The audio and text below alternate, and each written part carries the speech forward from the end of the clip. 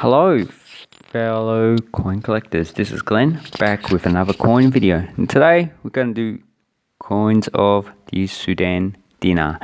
So if you're not too familiar with Sudanese currency, Sudan used the pound, which was equivalent to the Egyptian pound, which they were using before 1956, and they used the pound up until 1992, not 2002, 1992, when they switched over to the dinar.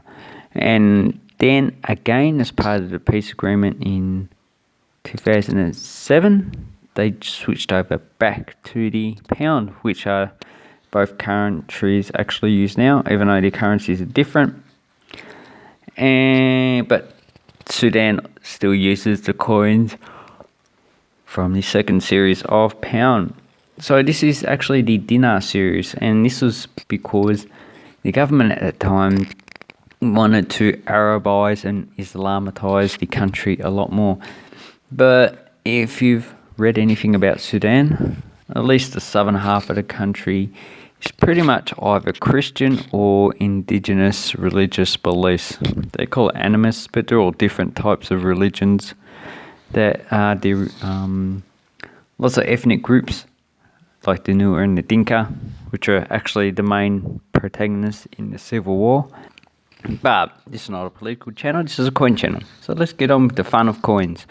So as you can see here, I have all the actual coin series that were issued in Sudan. So we have the 1 and 2 dinars, we have the 5, the large and the small type, the 10 dinars, the large and the small type, 20 and the 50 dinars. And at the time when this was introduced in 2002,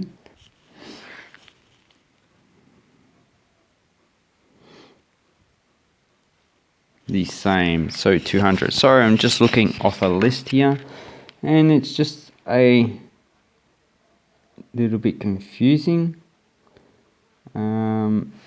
because here is the actual exchange rate. So as you can see, it went from 400.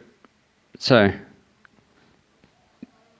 these ones are pounds, so if we divide it by 10, so there is 10 pounds equals 1 dinar. So the historical exchange rate, if you want to change here, just take off 10, so it's about 57 dinars. In 2002 it's 250, so that's quite a jump in the actual inflation. And here it's like 199 dinars. Even though it was introduced in 1992, they still quote these in the old pound series. So the banknotes of this series is actually quite a nice series to actually get.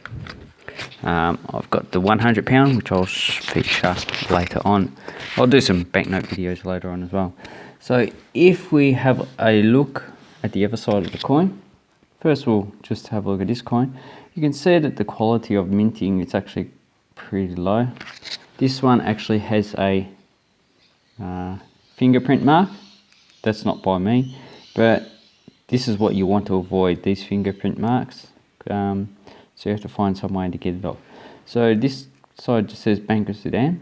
So Sudan is actually in here, so that's Arabic for Sudan. Denomination, you have the denomination written down as well. Then you have dinars. Then you have the date. This has got 1996. Just remember the 2 goes the other way.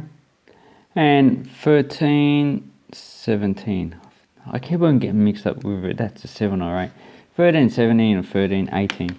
And then you got what I believe is a rose. Could be another type of flower. But anyway, you can see this coin's a little bit off center. And if we look at the other side, it has Republic Sudan. So Sudan is written there. It's got the central bank building. As you can see, this one's more off center. And this is actually quite common for these coins because these are minted in Khartoum, which is the capital of Sudan. And the quality of minting is actually quite poor. So you can see from the side how poor the actual minting is. So in 1994 they actually issued the 1 dinar. That was the only coin issued that year. And as you can see, 1994 down below, 1315. And these coins you can actually get in fine, which only has, I think this is 11 lines, and you can get one with about 5 lines. So there's 2 varieties. They are the varieties, they're pretty much the same price. And you have Bank of Sudan up there. So this is denomination. And none of these are actually milled. So this one's actually a better quality. It's an earlier coin. And also with these ones you also can get 2 varieties of the Sudan at the end. So you've got one with the line that's beside it and one with the line that goes up the top. So that is also 2 varieties. As far as I know, they're actually also the same price. Then we have the 2 dinars. So here we have the actual 2 varieties of the actual coin. You can see this one has fine lines and this one has coarse lines. And there's some difference in the calligraphy as well as the dates as well.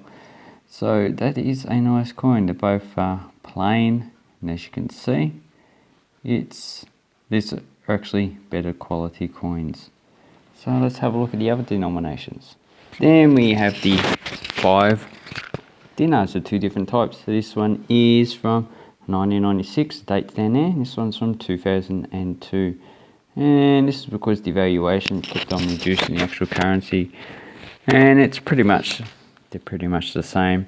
This one's quite thick, this one is quite thin, as you can see from there. And all these coins have the Bank of Sudan on the back, so really there's not much difference. And once again, this type of problem occurs quite often on the coins, which is pretty much something to do with the way they've actually minted the actual coin. The quality standards are actually quite low.